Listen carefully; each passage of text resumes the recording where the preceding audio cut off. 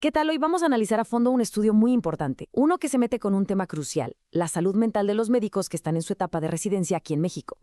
Para empezar, fíjense en esta frase que viene directo de la investigación. Es fuerte, ¿no? Pensar que las mismas personas a las que les confiamos nuestra salud son en realidad una población muy vulnerable.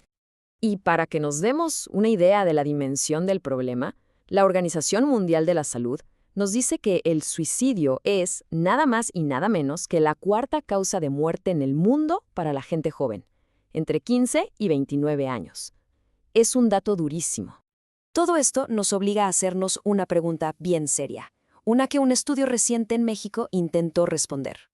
Bueno, pues vamos a meternos de lleno en este estudio. Se realizó en Ciudad Obregón, en Sonora, y se enfocó en investigar justamente esa presión. A ver, ¿cómo lo hicieron? Todo pasó entre septiembre y octubre de 2022. En esos 2 meses, los investigadores hicieron lo que se llama un estudio transversal. Es como si tomaran una foto, una instantánea de ese momento para ver qué estaba pasando con la ideación suicida entre los médicos residentes. En total, lograron juntar 205 encuestas completas. Estas venían de médicos residentes que trabajaban en 2 hospitales distintos de la zona. ¿Y quiénes eran estas personas? A ver, el perfil es súper interesante. La edad promedio era de unos 28, casi 29 años. Ojo con este dato, más del 70% eran mujeres, y las especialidades más comunes eran pediatría y anestesiología. O sea, estamos hablando de gente joven, en su mayoría mujeres, metidas en áreas de la medicina que son muy demandantes. Ok, ya tenemos el contexto.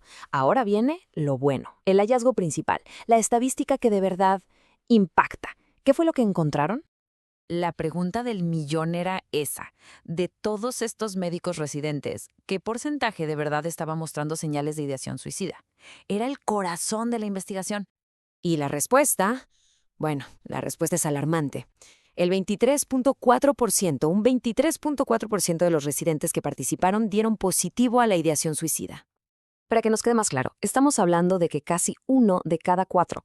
Si nos imaginamos un grupo de 4 residentes, uno de ellos estadísticamente estaba lidiando con estos pensamientos. Es muchísimo. Ok, el número es altísimo. La siguiente pregunta lógica es, ¿por qué? ¿Qué factores están influyendo?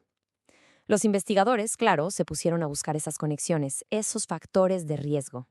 Y aquí es donde la cosa se pone súper interesante y hasta sorprendente, porque uno pensaría, claro, son las horas de trabajo, ¿no? Más de 12 horas al día. O tal vez el género, o si tienen pareja. Pues no.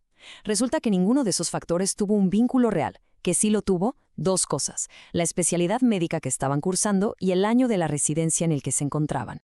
Y no solo eso, sino que encontraron que una especialidad en particular saltaba a la vista.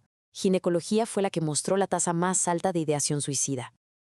Esto sugiere que hay presiones muy particulares dentro de ese campo que están afectando más a los residentes. Bueno, hasta ahora hemos hablado de este estudio en Ciudad Obregón. Pero, ¿cómo se compara este hallazgo con lo que se ve en otros lugares? Vamos a ponerlo en perspectiva. A ver, fíjense en esto. El 23.4% de este estudio en México es mucho más alto que el promedio que se encontró en un metaanálisis de toda América Latina, que fue de casi 14%. Y si lo comparamos con un estudio en Canadá, que fue del 12.8%, la diferencia es todavía más grande. O sea, el problema detectado en esta muestra mexicana es particularmente grave. Entonces, ¿con qué nos quedamos de todo esto? Primero, que casi 1 de cada 4 residentes en esta muestra tenía ideación suicida. Segundo, y esto es clave, que el riesgo no viene solo de las horas de trabajo, sino de las presiones académicas. Tercero, que no todas las especialidades son iguales. Algunas, como ginecología, parecen tener un riesgo mayor. Y todo esto pues nos grita que se necesita un apoyo en salud mental mucho más enfocado y específico durante la residencia médica. Y al final, todo este análisis nos deja con una pregunta flotando en el aire. Una pregunta fundamental. ¿Cómo podemos apoyar mejor a quienes se están preparando para cuidarnos? Porque parece que en el proceso de formar a los sanadores del mañana, podríamos estar rompiendo algo en ellos hoy. Y encontrar una respuesta a eso, bueno, eso podría cambiar por completo el futuro de la formación médica.